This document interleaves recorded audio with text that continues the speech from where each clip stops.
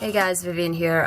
Good to see you again on YouTube. I'm sorry I haven't been updating my channel for a relatively long time. I actually have a lot of stuff that I want to do here, but I just haven't got around to do that. I really hope I could, put them on my schedule and hopefully I could update a little bit more regularly. But today we're just gonna do something stupid but fun. So I got this today.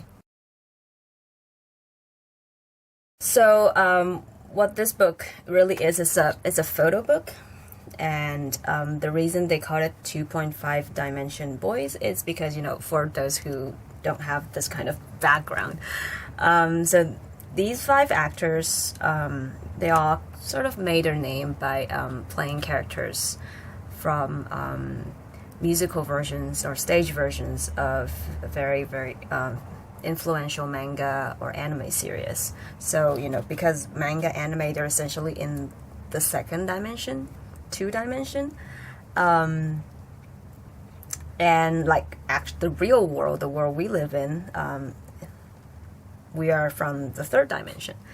So by playing those characters, they're the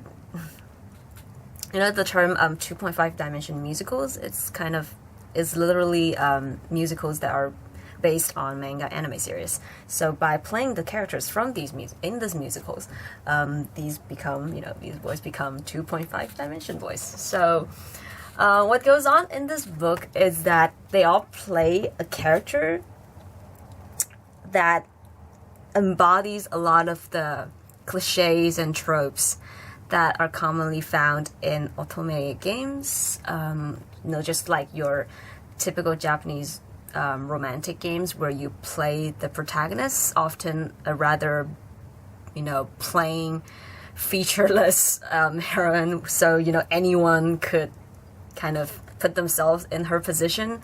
And as she explores her surroundings, she encounters all these wonderful men who, for weird reasons, all have unexplained interest in her. And they kind of just... the story kind of just goes on there. So, and in the games, you can select who you want to end up with. So you basically make a lot of decisions in the games, and it would affect the directions you go in the game. So this book is really trying to mimic that kind of story, although of course it's not as flexible as in an actual otome game. So you can't really select your storyline. They kind of just like put it there for you to choose. But yeah, I'm just gonna I actually read this I went through this very quickly in the day when I first got it, so I'm sorry this is not my first-hand reaction on this book, but I just really, really want to share this with you because it's, oh god, it's so ridiculous. I can't. Okay, so we're just gonna start here with the prologue. Oh, there's actually a prologue. So here they actually designed a lot of the details in the story, including who you are, like who the hero, who you're supposed to be. So you play this young woman who is a new employee in some sort of I think advertisement agency or company, and then for work or private reasons, you end up meeting these 5 men in different scenarios. The 5 stories are independent of each other, so you can really just start anywhere, and they don't really cross. These 5 men don't meet each other. It's just you meeting each one of them individually, and the story is centered around you, and the fateful love stories are now beginning. Yay! So you have all these 5 men, and they have different jobs, and they have different personalities, and we're just gonna begin with the first one. So the first one, I'm just gonna read out their absolutely hilarious English translations for each of the characters. This one, absolutely perfect but sadistic president, Tomoki Hirose. So if you don't know Chantomo, he's best known as playing Maki-chan from Your Peta stage. But you probably know him from other stage plays. I think he also played in Diurnal Ace and, you know, Iro. Anyway, so this is your boss. This is their official translation is sexy president. And just in case you're confusing it with like president of the United States, you know, that kind of president, this is actually just your boss. So I guess, and sexy and does is actually different. Like they don't mean the same thing. So I think sadistic boss would probably be a better translation. Anyway, this is actually where I lost it when I read it the first time, because this is a description of him and the company that you're working in. So, you know, for some reason, like you're a rookie in this company, but somehow, you know, your boss gave you like a really major project, and you're gonna, I think, write a proposal. Yeah, you're gonna write a proposal for this major project, and then there's just this ridiculous description of how awesome and how perfect your boss is. Everything about him is perfect. He's a super company president. And he graduated in America, you know, because that's where, you know, the good people graduate from. And yeah, and in a few years, he's a legendary, whatever, blah, blah, blah. And yeah, somehow he gave you this major project to handle. And in the next page, yeah, I just lost it. I simply lost it here because this description is just like all these otome game power just kind of roaming at my face. I can't really describe the feeling. And then in the next page, suddenly he's wearing like a different set of clothes. Yeah, and then he reads your proposal and then throws them in the air. And then he was like, yeah, there's actually, like, you can actually read the dialogues aloud because you're like carrying on a conversation with him. He doesn't like a proposal, and because he said, you know, everyone could just lay out the data, you know, and he wants original ideas from you specifically. And, you know, of course, the heroine has, you know, she can't, I think usually if you're the like heroine from these love games, you can't have too much self-confidence. Like a lot of times you have to like receive confidence from these men around you, you know, they're like, you can do it, or like, you're actually really good at blah, blah, blah, you know, insert certain activity that you really want to be good at. And yeah, and for somehow your boss just has this weird confidence in you and, you know, making this proposal better by inserting my own ideas. Do I even know you? Like, have we met before? Like, I'm a new employee, like, how is this supposed? Anyway. Logic probably doesn't really work very well in this book.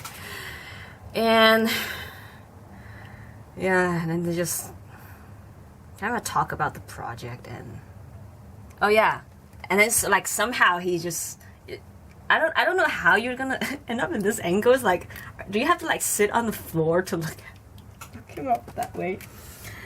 And, you know, because he's like sadistic and stuff, so he's always like looking down on people and all these weirdly suggestive positions.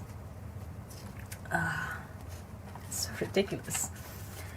And then, yeah, and then like somehow he's really, really looking forward to your proposal, whatever.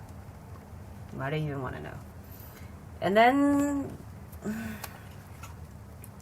I think, oh yeah, and then there's your typical overnight deadline, you know,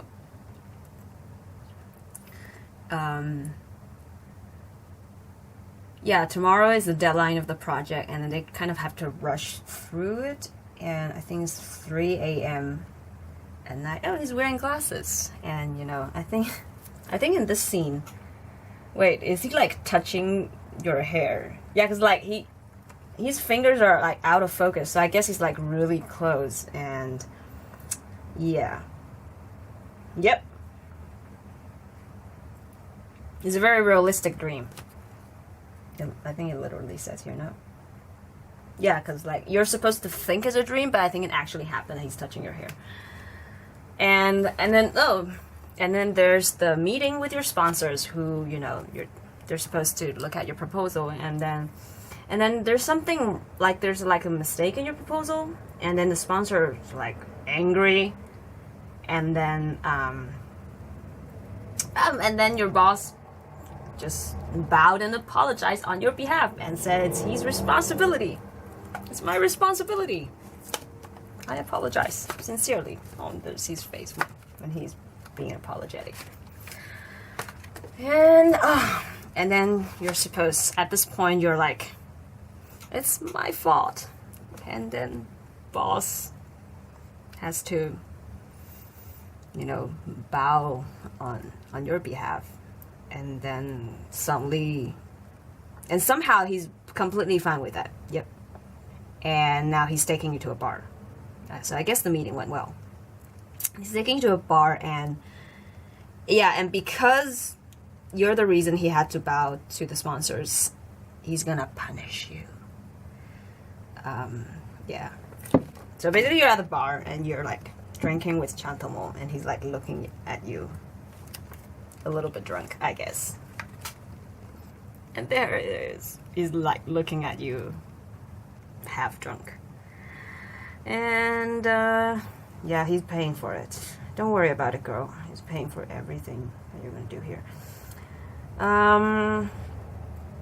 Yeah, and then like I think we'll talk about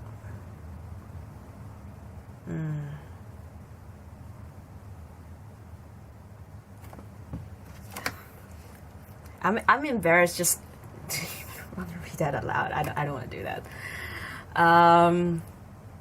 Yeah, that's the famous, I think this is like the major selling point of Chantomo's part in this book, is where when he takes off his tie and looking all sadistic and, you know, like, I always get what I want because I'm, you know, sadistic genius motherfucker.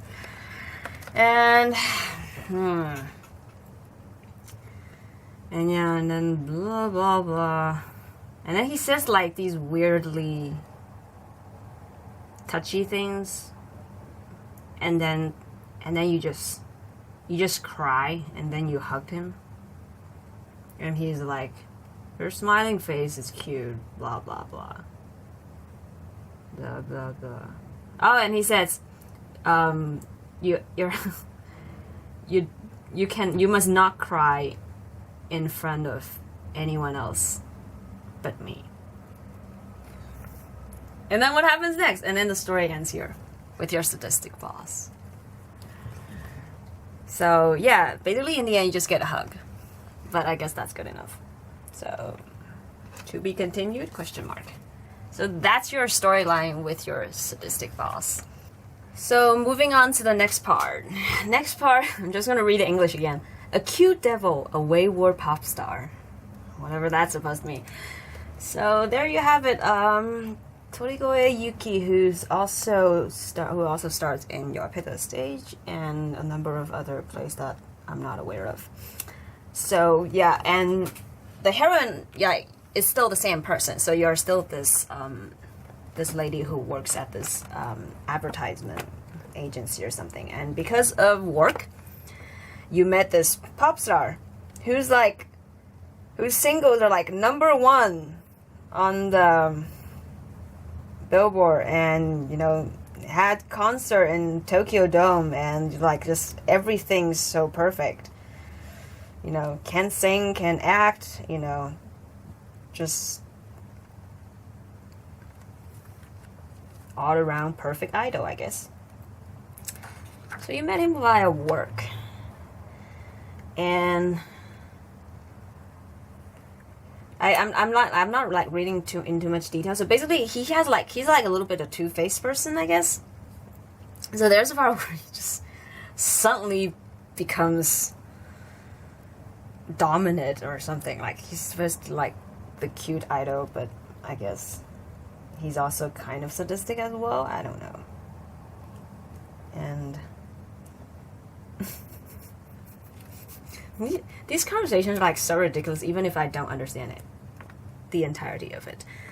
And in this scenario, he received an emergency call where there is like a live event, but the actual start of that event is in the hospital, and he has to go to stand in for him or her for that live event, and he just goes there like immediately. But that was even though that was his day off, but he just, goes into work mode immediately, and somehow your character is with him for some reason, and then in this live event, he has this last song sung just for you, and then he sang this song, which has like a catastrophically written English sentence: "In someday, know the true my heart." I don't even know what that's supposed to mean, but whatever. So he sang this song for you specifically. Wow. How long have you met? And then there's this next scenario where you kind of meet him the next, I think, sometime later. And then you found him studying because he's actually still a student. How do you manage? And then he's like studying at the backstage, and you just went to talk to him, blah blah blah, and you kind of like talk, and then he was like, "Let's kiss." Okay. And this has to be a secret because he's like a fucking idol, so nobody needs to know about that. And then okay, in the end, you get to kiss his face. Okay. Hazgashi. Well, it actually said, I'm just reading it from here. Hazgashi. That's embarrassing. Of course it is. You barely knew him. Okay, so moving on to next, and actually my most anticipated story of all, because it features my favorite guy, Otan Motohiro. If you follow me long enough, you should know that he plays Charles Gray from Licorice, from our latest Kuomu. He won't be here this year. Aww. But I still really, really like him, and I will literally watch anything he plays. So yeah, he's here. He is the doctor. And this description is a man with hands of God, doctor with two sides. Why are all these men has like two sides? And in the English says tsundere ishi, so he's like a tsundere doctor. So he's like William. Tsundere wise. And he's also a doctor, so he has the hands of God. That's like acne, right? Whatever. So, this is how you met. He almost hit you with a car. Is how you met. He drives a Porsche. And you fell onto the ground, and then he was like, "Are you alright?" And then I think you, like the heroine, you hurt your feet or foot, and then he just kind of picks up your foot and he asks you all these questions, and you're like, "Oh my god, the way he touches me, the way he touches my foot, could it be that this guy is?" And he says, "I'm a doctor." Like, oh god.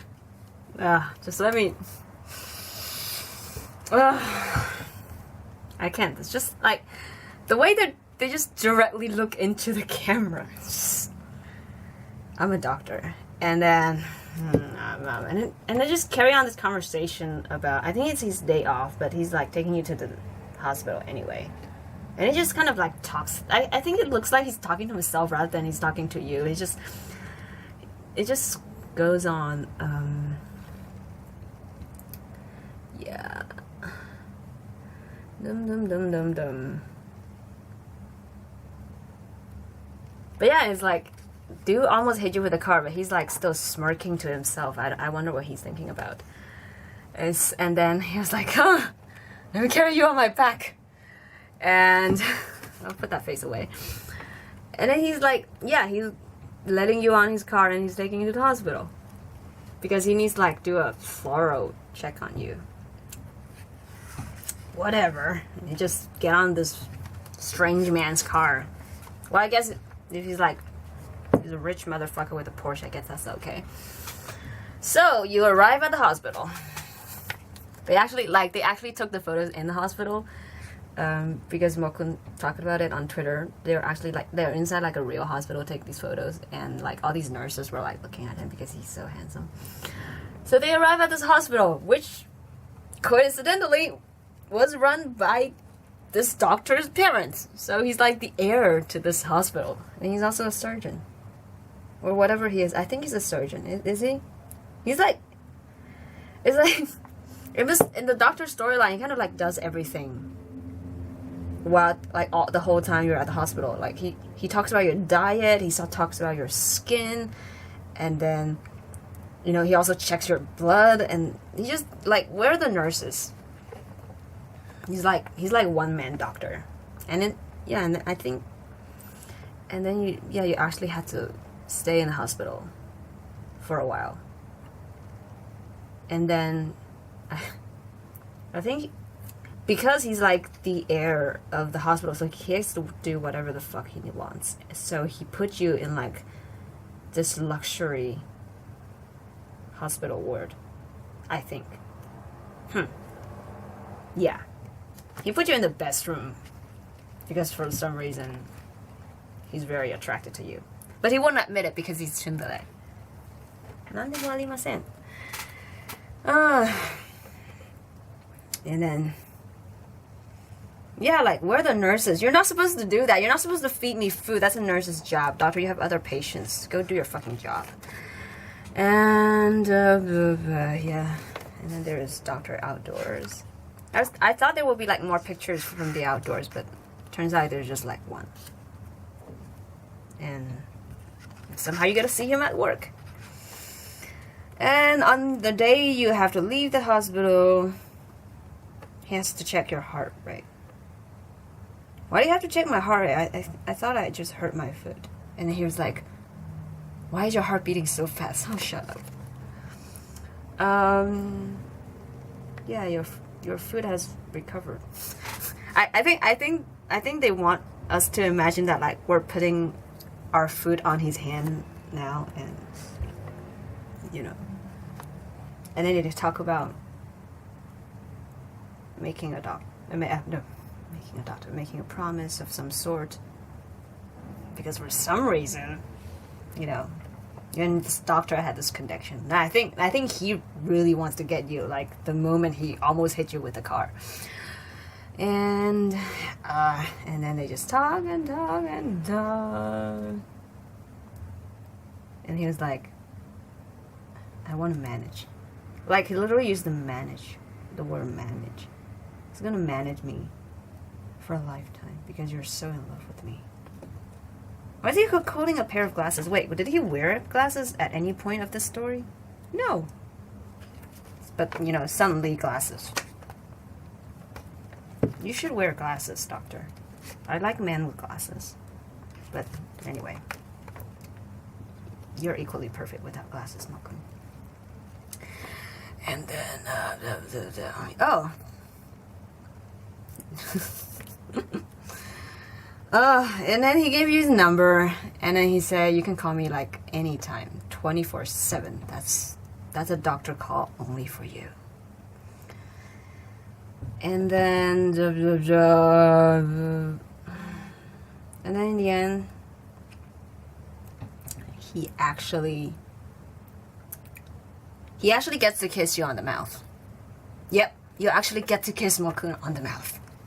That's the ending of the doctor storyline. 大丈夫ですか？セクハラじゃない。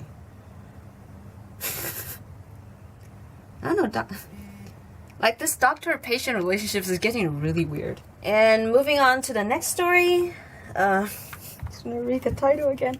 a loner, a naughty high school student. Ugh. Starring Satoru, whom I think one of his most prominent roles was playing Sasuke from the Naruto stage play. And yeah. So the scenario here is that you got off work late and somehow you wound up, I think you're like cornered by some bullies on the street, and then like this boy just comes out and wait. Yeah, so you just met this kid whom you realize that you actually knew from way back. Well, not way back, but like a few years back. So he's a high schooler now, but the backstory is back when he was in middle school, you tutor him and he really likes you. And yeah, this kid is like, this is actually a rich kid. This kid was born in a rich family, and you tutor him, and he was like improving in his studies.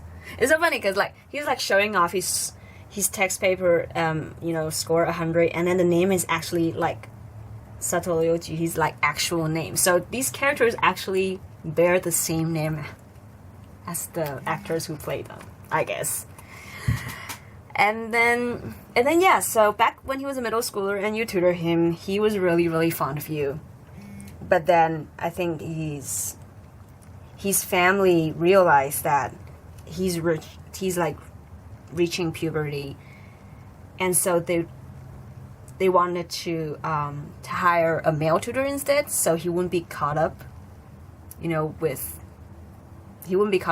caught in like romantic affairs with a female tutor. So then, you know, you quit that job, so you no longer tutor him. And after that, he somehow became a bad boy. Now he's in high school, and yeah, because you're like surrounded by all these like bullies, 5 of them actually, actual number written here. So he's like showing off his incredible martial arts skills, and he kind of just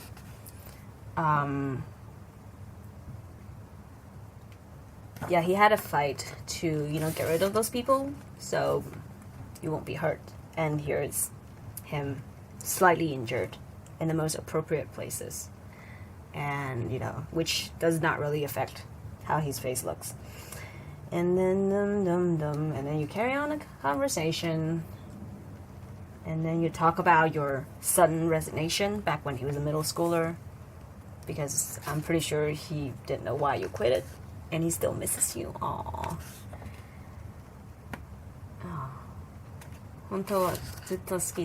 So he still really likes you. He still misses you. Aww. And then suddenly he's smiling again. Why can't I call your name? So he doesn't have to call you sensei anymore. And then in the end, I think you didn't really do anything. You just confessed his love for you. Yeah, you didn't, like, there was no kiss or whatever. Yeah. So yeah, girl. He does not see you as a bigger sister. He actually wants to, you know, he actually likes you. And that's your bad boy story. I actually surprisingly like this one a lot for some reason, because I think he's the character who seemed like less creepy in a sense. Like, he just genuinely likes you. He's like, the other guys were like, so he's like, I can't really describe it. This one's less pushy. This one just kind of tells you he likes you, and then he just walks away. The other guys were like, you know, you belong to me, and let's kiss and touch and whatever. And then we have the final character, starring Katsushita Yuya, also known as Sebastian. So this character is just designed in the most bizarre way possible. So his description is a solitary gentleman, mysterious fashion designer, and mafia. How that's supposed to make sense, we'll get to that. But apparently you're also meeting him through work. And you're meeting him in his workshop, and he comes out and say, ciao, because he's like Italian. Yep. And there's like actually an Italian line, which I'm not gonna read because I probably can't read. And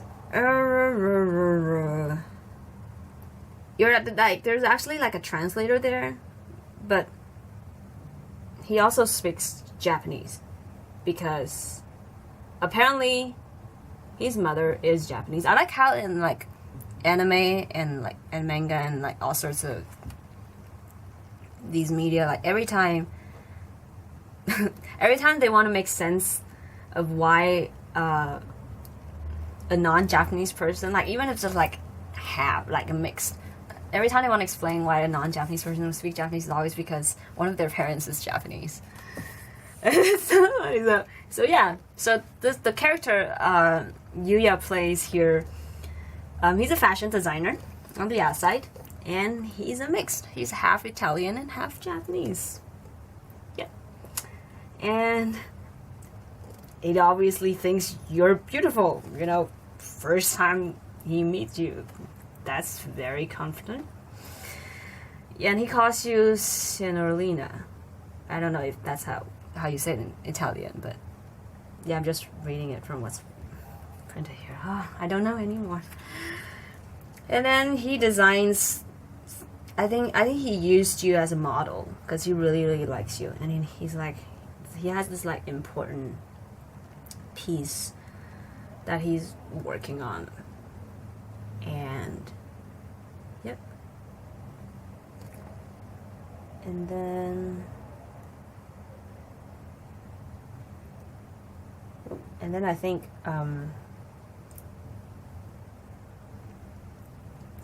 oh, and then he's like, wait, I think the story is that you're actually meeting him in Italy. So yeah, I mean, I know they took these photos in Japan, but imagine yourself actually meeting this guy in Italy. So they're like, so after, like, you're meeting him in Italy for like business reasons, and meeting this half Italian, half Japanese guy.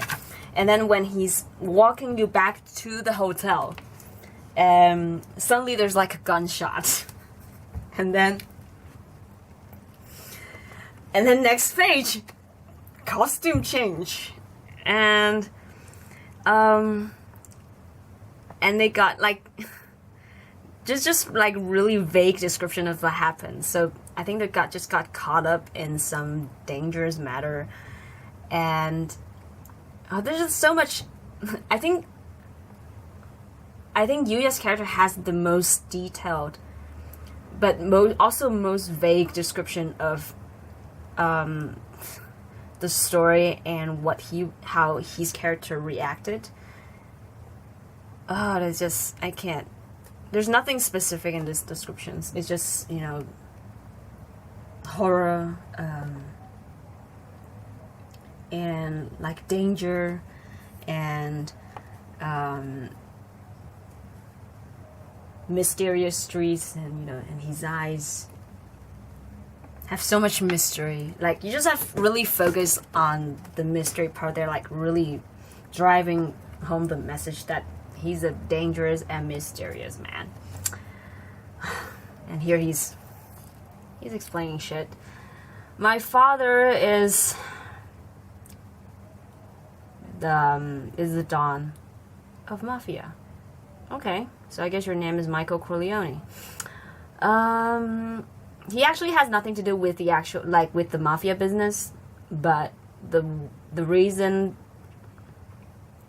he was targeted was because of, you know, him being unfortunately born in a mafia family, I guess. Okay, what a backstory. And then, yeah, and then, like, I think becoming a designer was his, like, real purpose in life. But for some reason, he couldn't get away with his fate of being the son of a mafia don. And then he was like, And then he wants to hug you. Aw, he wants to hug you. So, it's just, the way they lay out these photos, just like suddenly all these feels of this man who couldn't control his fate. Oh, and you're supposed to feel really sorry for him. And, yeah. And it's just like this man living in danger. And, blah, blah, blah, blah.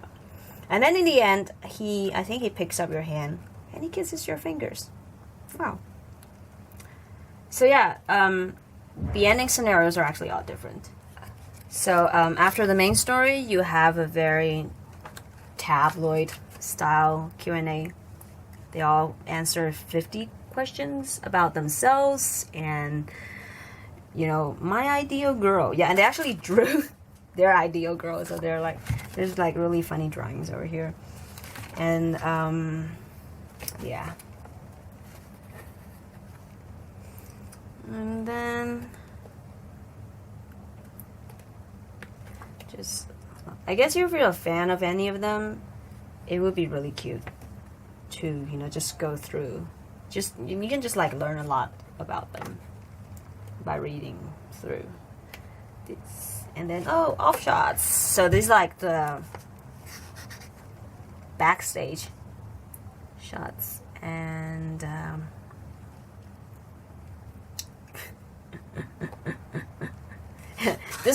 this picture is taken when they explain the story and the setting of like the scenarios. They're explaining this to Mo-kun, and he just kind of laughs. Yeah, because the story is stupid.